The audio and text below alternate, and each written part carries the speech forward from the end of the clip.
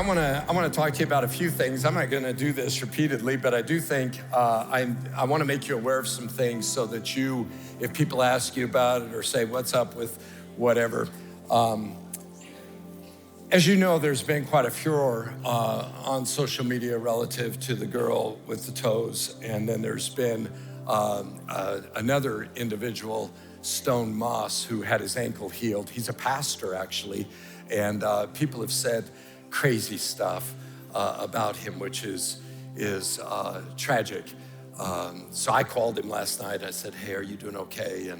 And want to make sure you're all right. And he said, well, you're getting more than I am. And I said, well, it doesn't matter. I'd rather they just directed it my way, but I want to make sure you're okay. And he is. He's very happy. But he's the guy that had his ankle healed. He has the x-ray. He showed it on Sunday to his church and thanking God for his healing and how miraculously God did that.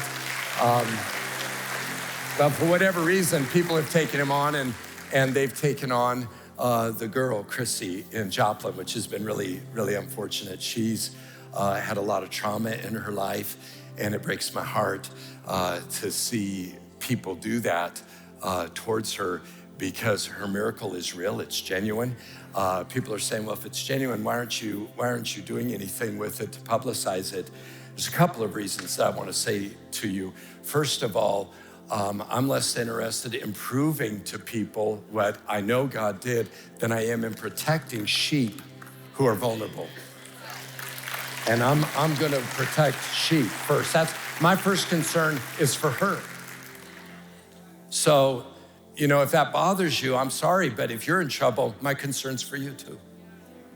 So I think we have to have that heart. We have to discern what's gonna be right, what's gonna be appropriate.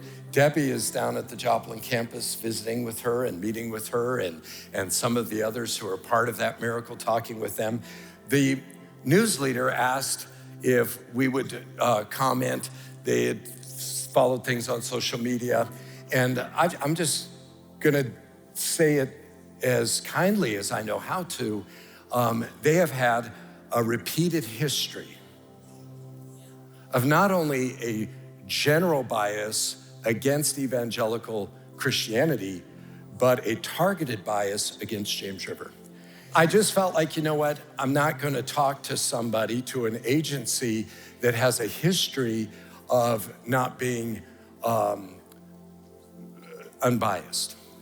And I can point to a bazillion examples in that. I don't have time to do that, but I could privately give those to you. So, at the same time, we've had two national news agencies who have contacted us and said, would you do a story? And so we are in the process of simply assessing Chrissy and the circumstance. I want it to be good for her. What I want to assure you of is it's real. It's real, it's real, it's real, it's real. So it is a legitimate miracle, and we can provide the kind of proof that would be necessary. People have asked, have you seen pictures of the toes? I have. So I've seen the picture of the toes, and she was gonna be fitted for a prosthetic, and so they are prosthesis, so they have the molds and all of that that would be available. Again, the issue is we've got to care for people first. And I am happy if people are able, but honestly, the pastor, just think of this, the pastor gets up, shows the x-ray, shows the boot he had, shows he's healed, jumping up and down, and people are attacking him. So, you say, well, proof would prove, if you believe that, you haven't read the Gospels lately. We need to get back into Matthew, Mark, Luke, and John. I mean, they saw all kinds of things and didn't believe. Here's what I think we have to remind ourselves of, that people in the Gospels who questioned the miracles of Jesus, and the people in the Gospels who questioned who Jesus healed and why he healed them, and the people who remained unconvinced of the supernatural were always pretty much the same group. It was the Pharisees, right? So I think we just have to be careful. It shouldn't surprise us that there are people who are today positioning themselves as antagonists to the miracles we're seeing. Now, let me say one other thing. The news leader has intimated, based on my comment last Sunday, that we're going to see resurrections. And I know for some of you, it was like, the guy has lost his mind. So they're going to do a follow-up story on that comment. I would hope they'd wait till Sunday and hear the whole message. But for your consideration, because I know some of you are uneasy and you're like, wow, that's like crazy stuff. Acts 26:8, this is Paul. Why should any of you consider it incredible that God raises the dead? Now, come on. That's Paul. And you know who he's talking to? He's talking to wicked rulers. And he's saying, why should you? Well, if he's saying that to them, how much more to us would he say that? Now think of this. Matthew 10:8. Jesus said, heal the sick, raise the dead, cleanse those who have leprosy, drive out demons. Freely you have received, freely give. You say, but wait, that's to the disciples. But you know what? Down in that chapter, you're gonna read, aren't you more valuable than sparrows? And God's numbered the hairs of your head and how he cares for you. And you're gonna say, oh, I love that he loves me like that. Well, no, that's to the disciples. That's not for you. Listen, if you're gonna take a scissors and start cutting out the Bible, you're gonna wind up with something that's not the Bible.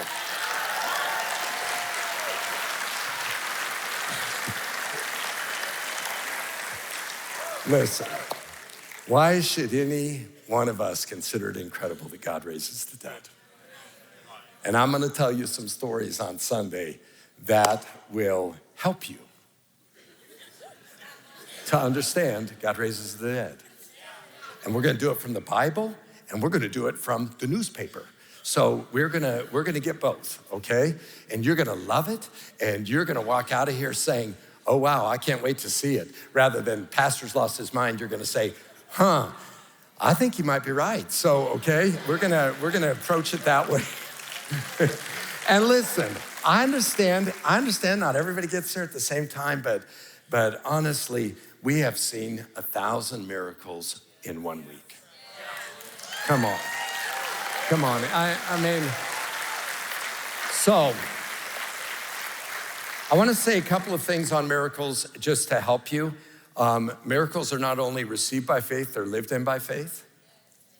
And so what we have to be careful is we're not afraid to have the doctor evaluate anyone who's been healed to confirm the spine is straight, to confirm that the ACL is there and has been repaired, to confirm the cancer's gone. We're not afraid of that, but I would caution people in this way.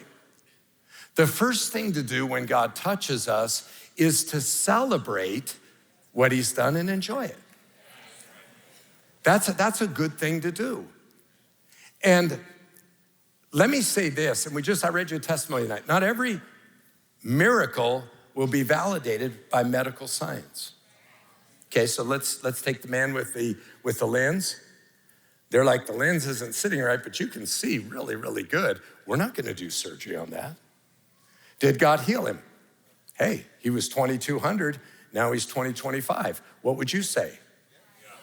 You know, I'm just simply saying, whether medical science validates it or not, then if you're better, you know, here's the thing. You could go to the doctor and he could tell you that, you know, you have plates in your back or rods in your back that make a certain movement impossible. And now all of a sudden you're saying, look what I can do. And I just want you to check out my back to see if the rods are still there or the bolts are still there. And they check out your back and they're like, yep, they're still there. But if you can move and you don't have pain, I'm just saying that can happen. Now, you're like, well, would you give me chapter and verse? I can't. You would say, well, can you explain that? I just say, hey, God touched you. And if the upshot to you is you're moving and you don't have pain, I mean, now, does that mean that the rods he may remove your rods a week later? Who knows? God may touch you in that way. What I'm saying to you is, you can't say, if the man can see out of his eye, does that mean, but the lens isn't attached in the way the doctor would do it, does that mean he wasn't healed? And the answer is no. But that interaction could potentially cause you to doubt what God has done for you. Now think about this for just a minute. Jesus said, your faith has healed you, go in peace. So he didn't say my faith healed you, he said your faith. So there are times when your faith and my faith is super important. What I'm suggesting to you is that, in many cases, not every case, and it depends on the person, most people are gonna be better served to live with their healing for a month and let their faith strengthen around that, then go to the doctor, and you'll be in a place with your faith and with your healing to accept whatever the doctor says. Now, here's something that through the years I've seen, and I learned this when I first became a Christian, that Satan, the enemy can steal your healing. You can lose your healing.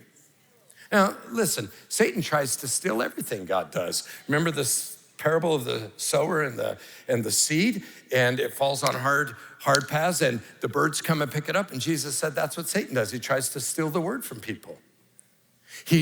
What the enemy wants to do is he wants you to doubt every work of God in you and for you. So he wants you to doubt when you get saved, I wonder if that was really real. I really felt it in the moment, but I don't feel it today. He's gonna want you to doubt that you were baptized in the Holy Spirit. Doesn't sound like a tongue to me. Does it sound like a tongue to you? Listen, that's the enemy. He's gonna want you to doubt that you heard from God, that God spoke to your heart, that God's gonna take care of that problem. He gives you a peace in your heart. Man, you're feeling like God has heard me. He's gonna do it. And then the enemy wants to steal that from you and rob that from you.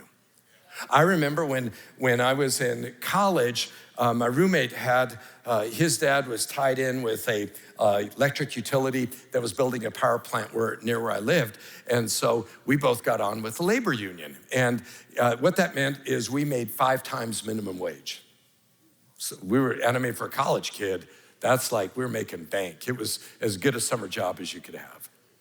So I'm working for the labor union and that summer, and on a Thursday night, I was out playing softball with a group of friends, and one of my friends, big guy, I was playing first base, caught the ball. He was out.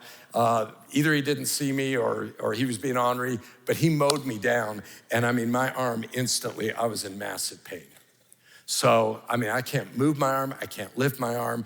I've either separated my shoulder, I've torn my rotator cuff. I don't know what it is, but I can only hold my arm like this, and it's horribly painful.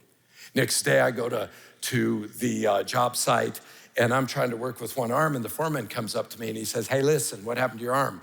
I said, well, I heard it last night. He said, well, if it's not better Monday, don't come back. So I went to the doctor that afternoon when I got off work. The doctor said, you've torn it up in there. We'd have to do more x-rays, and, we can send you here and there to have that done.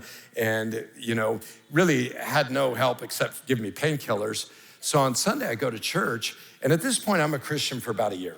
So I go to church. It's a little agey church. They have this traveling evangelist named Linfield Crowder. If you're an old timer, you might remember him. I've had some people tell me they knew of him. So he's doing this message on by his stripes we're healed, and he's a very good artist, draws Jesus strapped to a post and does the magic marker thing, stripes on his back, and then says, if you want to be healed, come forward. By his stripes you're healed. So I didn't know it was gonna be a healing service, but I was sure glad it was. So I go forward, and he lays his hand on me, prays for me. I feel heat in my arm. He says, can you move your arm? I start moving my arm, no pain. I can windmill it, I can do anything with it. So I'm getting ready to go back to my seat. I'm so excited. And he says, young man, I wanna say something to you before you go back to sit down. He said, you can lose your healing. And he said, so here's what you want to do. You don't want to lose your healing. And he said, the enemy will challenge what God has done. And the way to work is you might try to lift something, or you might have a moment when that pain feels like it's going to return. Here's what you do. In that moment, you thank Jesus that he's healed you, and you rebuke the enemy for trying to challenge it. So, I'm like, okay. So I go home and we're having a Sunday dinner and, at our house, a big family and always invited people over. And my mom asked me to go get some milk. And we lived at a dairy farm. And so we drank 25 gallons of milk a week. I mean, you got cows, why not? And, if it's not pasteurized or homogenized, you're not gonna put on weight with that. You can drink it all you want. We never drank water. We never drank anything but milk. We had milk with everything, and it was wonderful, the cream and the whole milk, all that. So anyway, they had 2 refrigerators downstairs, and they had those old glass milk jars that were really huge and had them, and so my mom's like, go down and get one. So I go down and I'm gonna pick one up with my arm because I'm gonna test this thing out. I'm gonna be like, come on. So I go to pick it up and all of a sudden pain shoots up my arm and I'm like, wow, it took my breath away. I can remember it. Right away, I remembered what the evangelist said. I said, Lord, I know you've healed me, Jesus. And right now I rebuke the enemy and I will not let him steal my healing. You know what I did? I picked up that jug, I carried it upstairs. I was fine. I went to the job site. I kept my job all summer. Listen, I'm just telling you, that is something that is true. And a wise Christian will understand that. Some of you, what has happened in the week of power, you just need to say, Jesus has healed me. If he's healed you, right? So I encourage you to be careful that way. There's one other thing that I just want to say people say, and I'll address it really quickly. Some people say, well, all this talk about, you'll hear this online and it sounds very sophisticated and sounds very knowledgeable, but it's completely wrong. They'll say, all this talk about healing is too much focus on what God does rather than who God is. Christianity is about God, not what he does for you. I'm like, that's the nuttiest thing I've ever heard. Christianity is about the good news. And the good news is there was a God who loved me so much. He sent his son to die for me. Christianity is completely about what God has done for me and for all of mankind. That's what Christianity is about. If he didn't do anything for us, we would never know him. I mean, when he reveals himself, it's not for him. He already knows who he is. When he reveals himself, it's for us. It's that you and I might know him. It's because without a revelation from him, we wouldn't recognize him, right? And God's name encompasses who he is and what he does. Jehovah Jireh, he's the God who what? He provides. Jehovah Rapha, he's the God who what? He heals. Jehovah Sidkenu, he's what? He's the God who is so righteous, and he gave us that righteousness that we stand for him, in front of him, and when he looks at us, we're clothed in Christ's righteousness, right? Jehovah Shammah, the God who by his presence comes near to us. It's what he's done for us. And I need both. I need to know who he is, but I'd never know it unless he revealed. I'd never know who he is unless he revealed it to me by what he does. It's what he does that tells me who he is. So, you know what? I come before him. Enter his gates with what? Thanksgiving. That's what he's done. And his courts with praise. What's that? Who he is. So, what he's done tells me who he is. And right now, he's showing himself as the healer. It's not the only way he's showing himself. We're having record salvations. So we could say he's showing himself as the Savior. That's not all he is. He's the God who is filling people full of his Spirit. Some of you are feeling closer to God than you've ever felt in your whole life. Jehovah Shammah, he's the God whose presence comes near to us. And when I recognize his nearness, I live a whole different life. I live closer to him. I live hearing his voice more. All those things are part of it. Well, you get the idea. So there are a number of ways that God receives glory. He gets glory because of who he is, but the predominant way in Scripture is he gets glory by what he has done, and he gets glory when you and I tell people what he's done. So when God saves, when God heals, when God does miracles, and we don't talk about it, we've denied him the glory that is his. I want to talk about this. I'm not going to get through the whole message, but that's okay, because I really want to challenge you on the whole idea of testimony. That you and I, when we tell what God has done, we're revealing to people who he is. Testimony does several things. Testimony gives praise to God. In Psalm 78, several examples of testimony. I'll open my mouth in parables. I'll utter hidden things from of old. What we have heard and known, what our fathers have told us, we will not hide them from their children. We will tell the next generation the praiseworthy deeds of the Lord, his power, and the wonders he has done.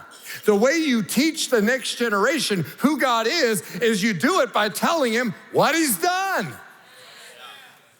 If you want to teach somebody about who God is, tell them what he's done. Begin to talk. If you want people to know God, talk about what he's done. Hey, can I just tell you, you know what God did? You know what I saw God do? You know what God did for this person? You start talking about it, and what you're doing is you're beginning to show them a God who is near, a God who cares, a God who's a very present reality in our life. He's not detached. He's not distant. He hasn't wound up this thing and let it go. No, he's very involved. He is involved in every person's life, and he shows up in power when we pray. He's a God who answers prayer. Testimony is so important because testimony gives praise to God. Number two, testimony gives hope to people. It gives hope. In verse 5, look at this. He established a testimony in Jacob and appointed a law in Israel, which he commanded our fathers to teach to their children, that the next generation might know them, the children yet unborn, and arise and tell them to their children, so that they should set their hope in God. Testimonies expose people to the possibilities of what God can do. Maybe somebody's never thought God could heal this, God could do that. When you share a story of your miracle or somebody else's miracle and you talk about it, you're bringing hope to people because you're sharing the record of what God has done, and what God has done in the past is an indicator of what God will do in the future. You say, how can you say that? Hebrews chapter 13 and verse 8, Jesus Christ the same yesterday, today, and forever. What he did yesterday, he can do today, and he will do tomorrow. He is the same God. And when I talk about what he did in the past, I'm setting prophetically the table for what he's going to do in the future. Some of you have family members who don't know the Lord. Just talk about what God's doing. You know what? You'd be wise if just every time I read a testimony, you just summarize it. Man with 20/200 vision went to 20/25. Baby with polysorbate 80 allergy that could kill him, not curable, healed. You just start talking about it. You just start rattling them off. Listen, you hear enough testimonies on every single week. You hear about 12, because about 6 on Sunday, 6 on Wednesday, 12 testimonies a week. That'll keep you talking for a long time. You wanna watch? You wanna watch what'll build faith? You know what I've done to share Christ with people? I talk about testimonies. I was in a place, I almost had them shouting the other day. I mean, they were the one person was jumping up and down, and I don't even know whether they're a believer or not. If they are, then, but I mean, hey, they were jumping. Because testimony has that effect on people. Listen to this, and I'm gonna use this again later, so you're gonna hear it because I love this. So you can tell if I really love an illustration because I tell it several times. But on July 17th, 1859, Charles Spurgeon, arguably one of the greatest preachers in the history of the church, spoke a message entitled, "The Story of God's Mighty Acts." In the message, he declared how the miracles of the past have the power to shape the present. Listen to this. When people hear about what God used to do, one of the things they say is, oh, that was a very long while ago. Spurgeon says, I thought it was God that did it. Has God changed? Is he not immutable? And that's a theological term for he doesn't change. Is he not immutable? An immutable God, the same yesterday, today, and forever? Does that not furnish an argument to prove that what God has done at one time, he can do at another? Nay, I think I may push it a little further and say what he has done once is a prophecy of what he intends to do again. Whatever God has done is to be looked upon as a precedent. Jesus Christ the same yesterday, today, and forever. What did Jesus do in the Gospels? Lots of things. He's still the same Jesus. He's still doing the same things. In fact, Jesus said this, greater things than I've done will you do. I mean, Jesus says, I've got even more I'd like to show the world, and I'm gonna show it through you who are following me. But we surely, if he's talking about greater things than he's done, we surely ought to be able to do the things he's done. You say, why not? Why haven't we seen that? Because we've forgotten that what he did in the past is a precedent for our own day and for the future. We've forgotten. We've failed to believe that God is a God who does miracles. We failed to believe that he's a God who raises the dead. I mean, hey, in the Bible, 9 different people raised people from the dead. 9 times. That's telling you something. And they weren't all Jesus. Jesus didn't do all of them. It was Peter. It was Elijah, it was Elisha. We could go on with the different people. I'm just saying, listen, I'm using that as an example because for some people you feel like that's super extreme. But Jesus said, preach the gospel, heal the sick, raise the dead, cast out demons. He said it. We see it. Spurgeon says, whatever God's done in the past is a precedent for what God will do in the future. That it's a prophecy. All I'm saying is adjust your faith. Adjust your faith. Listen, when we started in the series on Acts, I read you about Azusa Street. I read you about people who had their arms grow out, who didn't have an arm grew out. I'm just saying, and I said at that time, we're gonna see creative miracles in this place. Toes. That's a start. I'm just simply saying, what I'm trying to get you to do is to believe that anything is possible. That's all I'm saying. Jesus said, if you ask anything in my name, I'll do it. And in case you didn't hear it, he said, whatever you ask in my name, I'll do it. And then in case you didn't hear that, he says again in the next chapter, whatever you ask in my name, I'll do it. And then in case you didn't hear, you get the idea. In 3 chapters, 5 times, he makes that statement unqualified. And the last time he says, ask and you'll receive that your joy may be full. You know what? I'm living that. I have a joy the world cannot give and the world cannot take away. I don't care what they do. I'm just telling you, and not only me, I don't want to make it about me. It's not just me. It's been a bunch of people have been praying and fasting and asking God, not just before the week of prayer, but certainly before the week of prayer, God, show your power. Do what we've never seen. And he's doing that because he wants every single person in this room to have the kind of faith that believes God for big things. Listen, don't wait till you need faith to exercise it. Don't wait till your back's against the wall to try to develop a faith walk. Develop it now while the wind's at your back. You say, but what if I pray for somebody and they're not healed? Then Pray again. And then you say, but what if it doesn't happen? Then find another person to pray for. And you know what?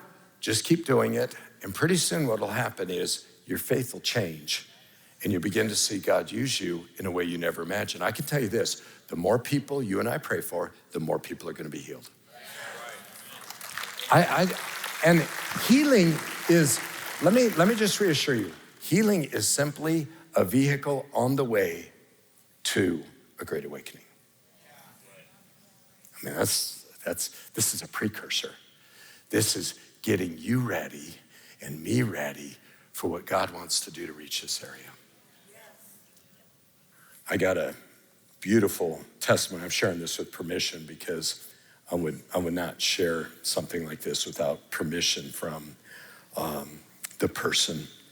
But a grandfather sent this to me. This is from one of our teens who on Thursday was slain in the spirit at one of our campuses and had a vision. He was down for about 2 hours. When he came up, he wrote this to his grandparents in the middle of the night. Something really wild happened to me at church on Thursday night. Yes, it did. I've got to tell you about this crazy vision I had while I was totally out of it on the ground. Seriously, God showed me something amazing. So in my vision, I'm walking down this road, right? And there's this sign that's all like, quote, now entering Springfield city limits, end quote. But get this, the place was a total desert with bones and city ruins all over the place. But then, out of nowhere, these clouds started forming and it began to rain. But it wasn't just any rain, it was raining fire. And when the fire rain hit a femur bone, a person would just like appear out of thin air. Some of them were all dull and gray, but others were like golden and shining bright. And guess what? The same thing happened to the city ruins. I love this line. I even saw a gold James River Church banner, which was super cool. When the gray people walked into the gold buildings, they turned gold themselves. And when the gold people walked into the gray buildings, those buildings turned gold too. And when the gold people touched the gray people turned gold as well. And this just kept happening over and over until the whole city was shining and golden. It was seriously the most epic thing I've ever seen.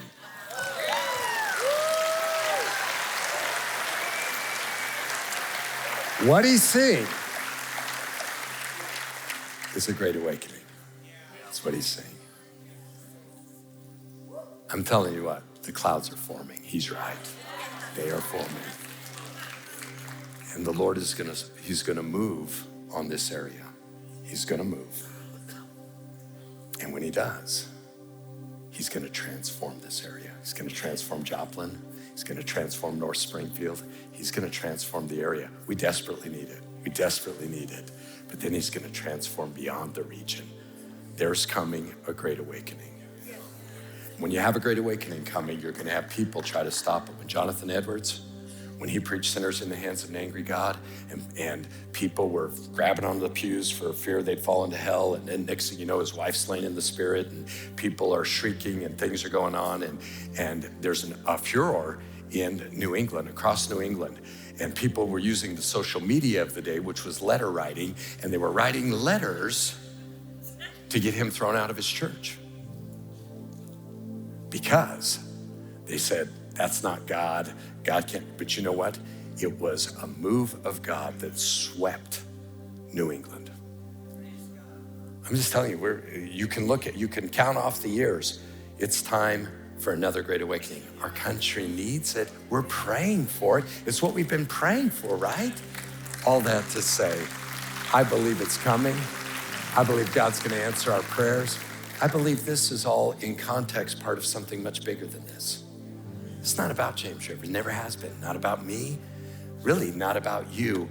It's about God showing up in a place and saying, I'm gonna breathe on this place. I'm gonna touch these people and do something so spectacular that it will ignite a fire that will burn across the area and bring an awakening, turning people to God. That's what this is about. Thank you so much for joining James River Church on our YouTube channel. Our prayer is that you were encouraged and your faith was strengthened today. And we want to let you know that we'd love for you to be a part of our online family. As well, we'd love if you subscribe to our YouTube channel and press the bell for notifications. You'll be so glad you did, because we're always putting out great sermons, new worship content, and it helps you know when we go live for our weekly services. We hope you have an amazing day, and thank you again for watching. God bless.